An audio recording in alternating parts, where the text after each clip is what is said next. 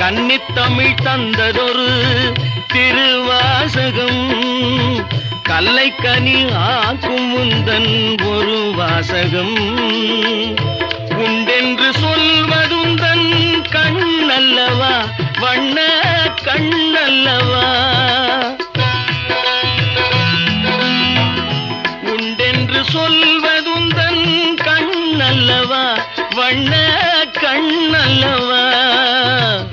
இல்லை என்று சொல்வதுந்தன் இடை அல்லவா, மின்னல் இடை அல்லவா.